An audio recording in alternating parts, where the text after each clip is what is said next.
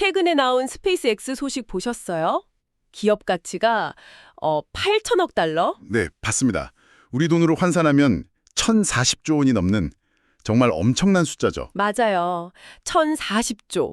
이게 그냥 숫자가 높다. 이걸 넘어서 우주 경제의 패러다임이 바뀐다. 이런 강력한 신호로 봐야 한다는 분석이 많더라고요. 그렇죠. 근데 오늘 이 얘기를 제대로 하려면 우리가 가장 먼저 해야 할 일이 있어요. 어떤 거죠? 관점을 완전히 바꾸는 겁니다. 이 가치를 보잉이나 로키드 마틴 같은 그런 전통적인 항공우주 기업의 잣대로 보면 절대로 이해할 수가 없거든요. 전통적인 제조업체로 보면 안 된다. 네, 그건 마치 초창기 아마존을 보고 저긴 그냥 온라인 서점이네 라고 평가하는 거랑 똑같은 거예요. 비유가 확 와닿네요. 분석가들이 왜 스페이스X를 엔비디아나 AWS, 아마존 웹서비스 같은 플랫폼 기업하고 비교하는지, 그들의 사업 모델이 지금 어떻게 진화하고 있는지를 들여다봐야 해요. 그래야 비로소 이 1,040조 원이란 숫자에 진짜 의미가 보이기 시작할 겁니다. 알겠습니다. 관점을 바꾸는 것, 플랫폼 기업으로 보는 것. 그럼 가장 근본적인 부분부터 시작해보죠. 이 모든 혁신의 출발점이요. 결국엔 비용 문제인 것 같아요. 맞습니다. 비용이죠. 단순히 로켓을 자주 쏘고 많이 쏘는 게 아니라 우주로 가는 그 비용 자체를 완전히 파괴적으로 낮추고 있다는 점. 팔콘 9 로켓 재사용하는 건 이제 우리한테도 익숙한 장면이 됐잖아요. 네, 그렇죠. 근데 지금 개발 중인 스타쉽은 거기서 한 발 더 나아가는 거더라고요. 운송 단가를 현재 100분의 1 수준으로 낮추는 걸 목표로 하고 있죠. 바로 그 지점입니다. 그게 바로 스페이스X의 성장을 이끄는 강력한 엔진, 소위 말하는 플라이휠 효과를 만들어내는 핵심이거든요. 플라이휠 효과요? 그게 정확히 어떤 개념이죠?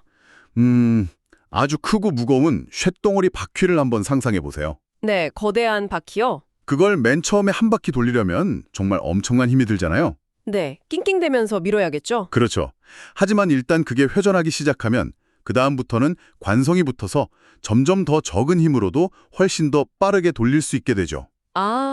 스페이스X의 사업 구조가 정확히 이 플라이휠하고 똑같습니다. 어떻게 똑같다는 거죠? 자, 보세요. 저렴한 발사 비용. 이게 첫 번째로 바퀴를 미는 힘이에요. 네, 스타쉽을 통해서요. 이걸로 더 많은 스타링크 위성을 궤도에 올릴 수 있게 되죠. 그럼 이건 더 넓고 촘촘한 통신망이 되고 당연히 더 많은 수익으로 이어지고요. 수익이 생기면 그걸로 다시. 맞습니다. 그 수익으로 다시 스타쉽 같은 차세대 발사체 개발에 투자하는 거예요. 이 선순환 구조가 한번 강력하게 돌기 시작하면 경쟁사들은 거의 따라잡기가 불가능해지는 거군요. 네, 거의 불가능한 독점적인 해자, 모트가 만들어지는 겁니다. 그 플라이휠 비유는 정말 강력하네요. 저렴한 발사, 위성망 확대, 수익 창출, 그리고 잭투자. 와, 이건 정말 완벽한 선순환 구조처럼 들리는데요. 이론적으로는 그렇죠. 근데요, 이 모든 게 결국 저렴한 발사라는 그 첫 번째 단계에 달려있는 거잖아요. 만약에 스타쉽이 그 목표, 100분의 1 비용 절감을 달성하지 못하면 이 바퀴는 제대로 돌지 못하는 것 아닌가요? 여기에는 엄청난 기술적인 또 실행적인 리스크가 있는 것 같은데요. 아주 정확하고 중요한 지적입니다. 당연히 엄청난 리스크가 있죠. 스타쉽 프로젝트는 어떻게 보면 인류 역사상 가장 야심찬 공학적 도전 중 하나니까요. 그렇죠. 하지만 시장이 이 리스크에도 불구하고 이렇게 높은 가치를 부여하는 데에는 두 가지 이유가 있다고 봅니다. 네, 그게 궁금해요. 첫째는 스페이스X는 이미 팔콘 라인을 통해서 저건 불가능할 거야 라고 모두가 말했던 로켓 재사용을 현실로 만들어낸 트랙 레코드가 있다는 거예요. 한 번 해냈던 기업이라는 신뢰. 그렇죠. 일단 한다고 하면 어떻게든 해내는 기업이라는 강력한 신뢰가 시장에 쌓여 있는 거죠. 그리고 둘째, 이게 더 중요한데요. 네. 스타쉽이 설령 목표치인 100분의 1에 도달하지 못한다고 해도 괜찮다는 겁니다. 괜찮다고요? 네, 가령 10분의 1, 아니 20분의 1 수준의 비용 절감만 달성하더라도요. 그것만으로도 이미 우주선업의 모든 비용 구조를 다시 쓰는 게임 체인저가 되는 거거든요. 목표 달성률이 100%가 아니더라도 이미 압도적이라는 거군요. 맞습니다. 플라이휠의 회전 속도가 우리 예상보다 조금 느려질 수는 있겠죠. 하지만 일단 그 바퀴가 돌기 시작했다는 사실, 그래서 경쟁자들이 따라올 수 없는 격차를 만들어내기 시작했다는 사실 자체는 변하지 않는다는 겁니다. 그렇군요. 목표 달성 여부가 아니라 그 방향으로 나아가고 있다는 사실 자체만으로도 이미 산업의 헤게모니를 쥐고 있다는 의미로 들리네요. 정확합니다. 와, 이 경제 모델을 듣고 있으니까 정말 흥미로운 점이 있어요. 방금 말씀하신 그 높은 초기 투자, 그리고 네트워크 효과, 반복적인 수익 구조, 이런 특징들이요. 네. 이건 전통적인 항공우주 제조업체 모델이라기보다는 오히려 실리콘밸리의 테크 기업들을 떠올리게 하거든요. 아마존이 AWS를 구축했던 방식하고도 되게 비슷한 것 같고요. 바로 그겁니다. 이게 바로 스페이스X를 보잉이 아니라 아마존과 비교하는 진짜 이유겠군요. 정확해요. 그 변화를 가장 명확하게 보여주는 산업이 바로 스타링크 사업입니다. 자료에 따르면 2025년을 기준으로 이미 800만 명이 넘는 가입자를 확보했죠. 800만 명이요? 정말 많네요. 근데 이건 단순히 인터넷 서비스를 제공한다. 이걸 넘어서는 의미가 있어요.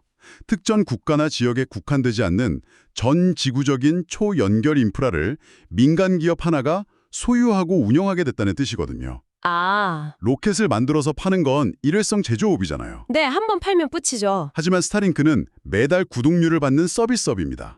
이건 전형적인 SaaS, 즉 소프트웨어 에서 서비스 모델을 우주 공간에 최초로 그리고 가장 성공적으로 구현한 사례라고 볼 수 있어요. SAS 모델이라는 관점으로 보니까 이게 완전히 다르게 보이네요. 그렇죠. 초기 인프라, 그러니까 위성을 쏘아 올리는 데는 막대한 고정비가 들겠지만 일단 그 통신망이 깔리고 나면 가입자가 한 명 늘어날 때마다 추가로 드는 비용은 거의 없으니까요. 거의 제로에 가깝죠. 와, 가입자가 늘면 늘수록 이익률이 기하급수적으로 증가하는 구조를 우주에 만들어낸 거네요. 맞습니다. 스페이스X는 자신들이 파격적으로 낮춘 그 발사 비용을 이용해서 스스로 인프라를 구축하고 그 위에서 수익성이 극대화되는 사스 모델로 돈을 벌고 있는 겁니다. 그러네요. 다른 경쟁사들은 엄두도 못 내겠어요. 그렇죠.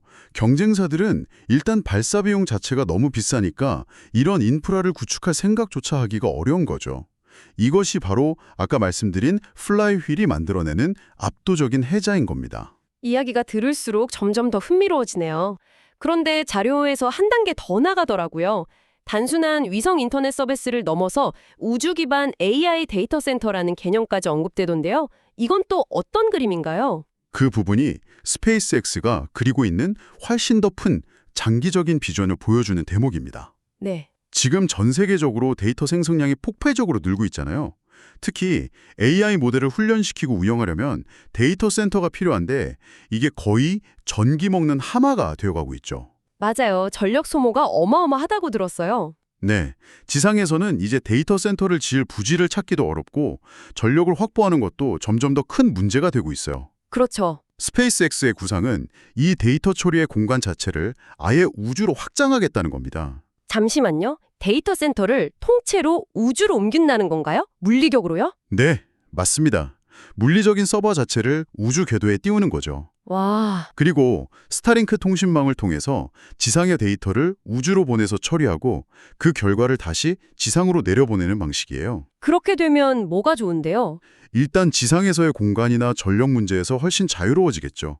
근데 그것보다 더 결정적인 장점이 하나 더 생깁니다. 그게 뭘까요? 바로 냉각 효율입니다. 아, 열을 식히는 문제 말씀이시군요.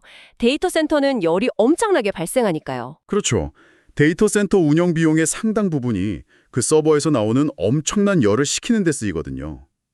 하지만 진공 상태의 극저온 우주 공간에서는 어떻겠어요? 아, 열을 방출하기가 훨씬 쉽겠네요. 훨씬 용이하죠. 즉, 지구라는 물리적 환경이 가진 한계를 우주라는 새로운 환경의 장점으로 극복하겠다는 발상입니다. 정말 발상 자체가 다르네요. 정리하자면 지구에서 우주로 무언가를 실어나르는 운송업을 넘어서 우주 자체를 새로운 인프라 공간으로 만들고 그 공간의 운영체제, 즉 OS를 장악하겠다는 거대한 전략인 겁니다. 와, 정말 스케일이 운송업으로 시작해서 연결망을 깔고 이제는 그 공간 자체를 새로운 산업의 기반으로 만들겠다. 지금까지 나온 이야기들을 쭉 종합해보니까 스페이스X의 전략이 마치 정말 잘 짜인 단계별 계획처럼 느껴져요. 네, 아주 치밀하죠. 마침 자료에서 이 가치 사슬을 세 가지 층위로 나누어서 분석한 부분이 있었는데 지금 저희가 나눈 대화랑 정확히 맞아떨어지는 것 같아요. 네, 그 다층적 가치사슬 분석은 스페이스X의 전력을 이해하는 데 아주 유용한 틀을 제공해 줍니다. 운송, 즉 런치, 그리고 연결, 커넥티비티, 마지막으로 확장, exploration. 운송, 연결, 확장. 네, 이 세 가지 층위는 각각 독립적인 사업이 아니에요. 오히려 아래층이 위층을 단단하게 받쳐주는 견고한 건물처럼 서로 유기적으로 연결되어서 가치를 폭발시키고 있는 구조입니다. 그럼 첫 번째 층이 운송층은 우리가 지금까지 계속 이야기했던 팔콘과 스타쉽을 통해서 저비용 우주 고속도로를 까는 단계? 이렇게 보면 되겠군요. 맞습니다. 모든 우주 활동의 가장 기본이 되는 전제 조건이죠. 압도적인 비용 경쟁력을 바탕으로 다른 기업이나 국가들이 우주로 무언가를 보내려면 결국 스페이스X의 로켓을 이용할 수밖에 없게 만드는 거예요. 일종의 톨게이트를 장악하는 단계라고 볼 수 있습니다. 고속도로의 톨게이트를 장악한다. 그리고 그 고속도로 위에 까는 것이 두 번째 연결층, 바로 스타링크를 통한 통신망이고요. 그렇죠. 그런데 이 두 번째 층위까지만 해도 이미 어마어마한 사업인데 굳이 세 번째 층위까지 나아가는 이유가 뭘까요? 확장층, 그러니까 화성 탐사 말이에요. 네. 솔직히 앞선 두 개의 사업은 명백하게 상업적인 목표를 가지고 있는 게 보이는데 화성 이주 같은 건 너무 먼 미래의 이야기처럼 들리거든요. 시장이 정말 이런 공상과학 같은 비전에도 돈을 지불하고 있는 걸까요? 정말 중요한 질문입니다. 많은 사람들이 바로 그 부분을 일론 머스크의 그냥 개인적인 꿈이나 일종의 마케팅으로 치부하곤 하죠. 네, 저도 약간 그런 생각이 들었어요. 하지만 여기에는 아주 냉정한 경제적 그리고 전략적인 계산이 깔려 있습니다. 어떤 계산이죠? 달과 화성 탐사를 통해서 인류의 활동 영역을 넓힌다는 건 단순히 탐험을 넘어서는 의미가 있어요. 미래의 가장 중요한 자원이 될 우주 자원과 영토에 대한 실질적인 선점 효과를 노리는 겁니다. 아, 자원 선점. 네, 지금 당장은 그 가치를 측정하기 어렵겠죠. 하지만 100년, 200년 뒤를 내다보면 지구 밖의 영토와 자원에 대한 권리는 국가나 기업의 명운을 가를 수도 있는 문제가 됩니다. 와. 그러니까 인류를 다행성 종족으로 만들겠다는 그 비전 자체가 미래에 가장 가치 있는 자산을 선점하기 위한 거대한 명분이자 전략이라는 말씀이시군요. 그렇습니다. 그리고 더 중요한 포인트가 하나 더 있어요. 네. 이 확장층이라는 아주 원대한 목표가 존재하기 때문에 오히려 앞선 운송층과 연결층의 혁신이 더 가속화된다는 점입니다. 그건 무슨 뜻이죠? 생각해 보세요. 만약 스페이스X의 목표가 단순히 상업용 위성을 쏘는 것, 거기서 그쳤다면 스타쉽처럼 이렇게까지 거대하고 완전히 재사용 가능한 로켓을 만들 동기가 사실 부족했을 수도 있습니다. 아, 그 정도까지는 필요 없었을 수도 있겠네요. 그렇죠. 하지만 수백만 명을 화성으로 보낸다는 목표가 있으니까 기존과는 완전히 차원이 다른 운송수단이 반드시 필요하게 된 거죠. 목표가 원대하니까 기술 개발의 스케일도 달라지는 거군요. 맞습니다. 즉, 세 번째 층위는 단순한 최종 목표가 아니라 첫 번째와 두 번째 층위의 기술 개발을 앞에서 이끄는 강력한 북극성 역할을 하는 셈입니다. 와, 정말 치밀하게 설계된 전략이네요.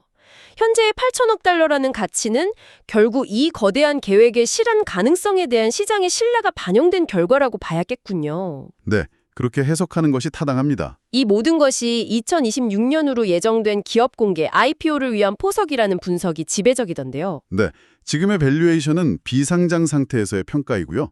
본격적으로 IPO 시장에 나왔을 때의 가치는 이걸 훨씬 뛰어넘을 가능성이 높습니다. 얼마나 높게 보나요? 일부 분석가들은 IPO 시점에는 기업 가치가 1조 5천억 달러, 우리 돈으로 거의 2천조 원에 육박할 수도 있다고 예측하고 있죠.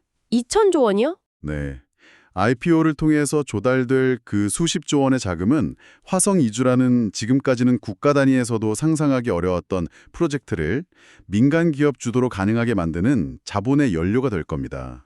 여기서 아까 나눴던 카테고리 킬러라는 개념이 다시 중요해지겠네요. 테슬라와 비교하는 시각 말이에요. 맞습니다. 하지만 저는 여전히 약간의 의문이 남아요. 테슬라는 어쨌든 수백만 명의 일반 소비자에게 직접 자동차를 팔잖아요. 네, B2C 모델이죠. 하지만 스페이스X의 주 고객은 여전히 나사 같은 정부 기반이나 소수의 기업 고객들이고요. 이 고객 기반의 규모 면에서 차이가 너무 큰데 정말 같은 선상에서 비교를 할 수가 있는 걸까요? 그 지점이 바로 스페이스X의 가치를 제대로 이해하기 위한 마지막 관문이라고 할 수 있습니다. 마지막 관문이요? 네, 스페이스X가 만들고 있는 새로운 카테고리는 로켓 발사 서비스가 아닙니다. 그게 아니면 뭐죠? 그들이 만드는 새로운 카테고리는 바로 우주경제 그 자체입니다. 우주경제 그 자체요? 네, 스페이스X의 직접적인 고객은 소수일지 몰라요. 하지만 그들이 구축한 인프라 위에서 사업을 하게 될 잠재적인 고객은 사실상 무한합니다. 아, 잠재적 고객? 이건 마치 마이크로소프트가 윈도우즈라는 OS를 만들었을 때와 같아요.